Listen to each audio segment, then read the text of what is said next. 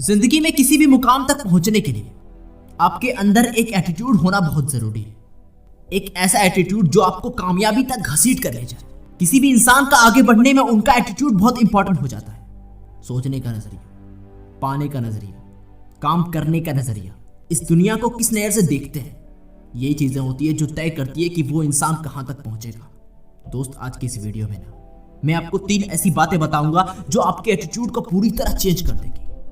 वो 3 बातें जानने से पहले मैं आपको एक कहानी सुनाता हूँ, जिसे सुनने के बाद वो 3 बातों का मतलब आपको अच्छे से समझ आएगा। हफीज नाम का एक अफ्रीका का किसान था। वो अपनी जिंदगी में बहुत खुश था।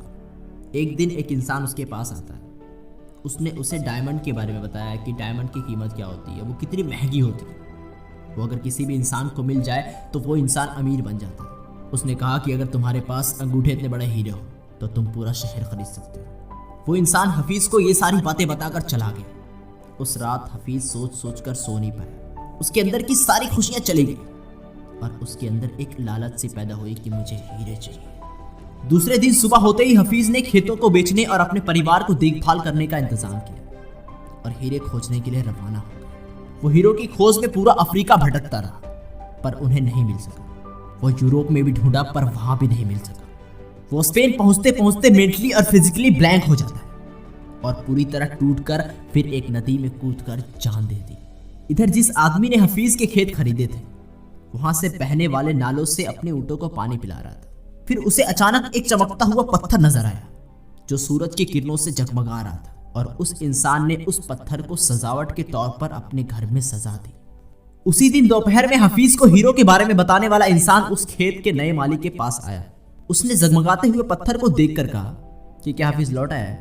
तो उसने कहा नहीं, पर आपने ये सवाल क्यों पूछा?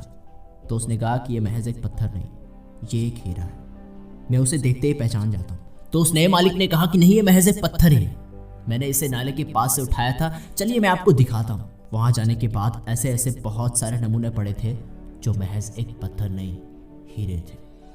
दोस्त, एक इंसान का नजरिया ही उसे सफल बनाती है। तो मैं आपको बताता हूँ 3 बातें जो डिसाइड करती है कि आपका नजरिया कैसा है। सबसे पहली चीज है जो आपके एटीट्यूड को डिटरमाइन करती है कि आप किस माहौल में रहते हैं। इन्वायरमेंट, किस तरह के लोगों से मिलते हैं, यही चीजें होती है जो किसी भी इंसान की एटीट्यूड को क्रिएट करती है। तो ज्यादातर लोगों को आपने देखा होगा कि उसे इंग्लिश बोलना सही से नहीं आता। क्यों?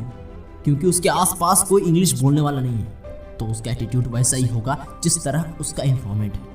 अगर आप फॉरेन चले जाओ तो कुछ महीनों में ही फराटेदार इंग्लिश बोलना सीख जाओगे, सिर्फ इन्वायरमेंट चेंज होने की वजह से। दूसरी है आपकी एजुकेशन। अगर उस हफीज के पास एक अच्छा एजुकेशन होता तो उसकी सोच भी अच्छी होती और वो गलती भी नहीं करता।